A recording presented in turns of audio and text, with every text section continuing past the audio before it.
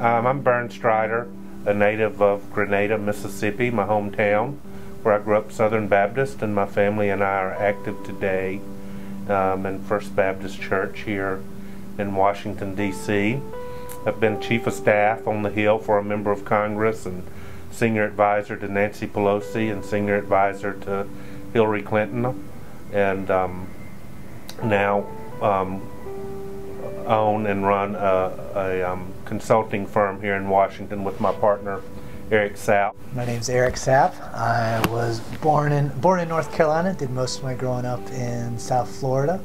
Lived here in D.C. now a little over a decade. Also, like Burns, started out on the Hill, started on the Senate Help Committee, and then spent some time in the House working for Congressman David Price from North Carolina, and then left the Hill in 2005 to start working in the realm of faith and politics. I am a PK, born and raised Presbyterian and evangelical Christian. Washington, D.C. can be a tough place to practically engage in your faith.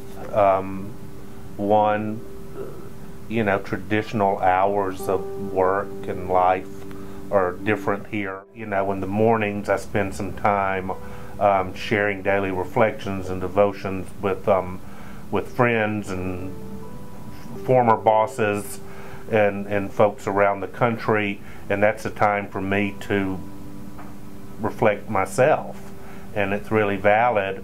And then just oftentimes just in the things we read and do, sometimes you just stop and inhale it, just take it in, and let God do with you what He wants.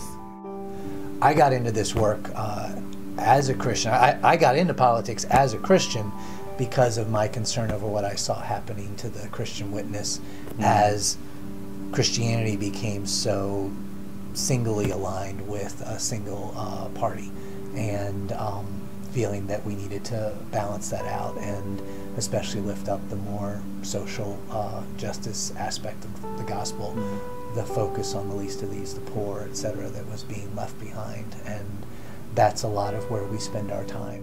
The 06 presidential loss, John Kerry's loss, and there was a lot of talk then about progressives, Democrats had a real problem on the issue of values and faith.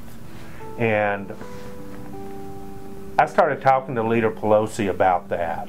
We just thought it was just crazy that Democrats and liberals should have a gap between what we practice on the public stage and what we practice on our knees every Sunday in prayer. And so we decided to work on that, and it was there that we created the House Democratic Faith Working Group, where members of Congress Democratic members would come in, and we'd have ministers from around the country come and sit and talk to them, and we'd get to know them, and we developed working relationships.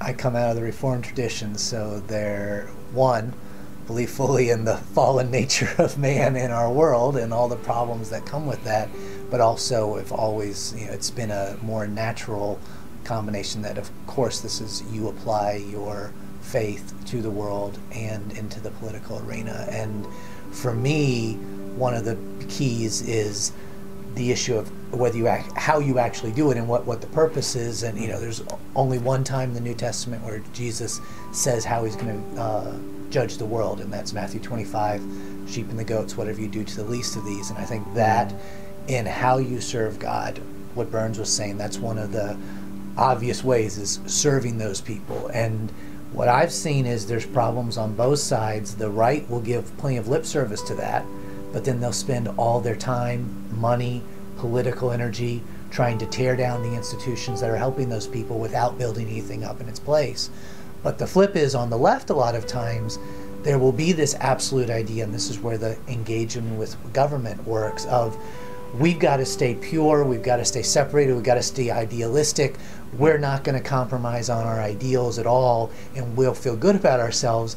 And at the end of the day, both the right and the left in DC go home to their, over $500,000 houses, comfortable feeling good about themselves, and the poor are no better off, and they continue to struggle and not have a voice. And so I see this as, you've got to get down into the gray. You've got to get into the mess and muck of a fallen world in a system that's trying to operate in that to make a difference, and that's what we're called to do.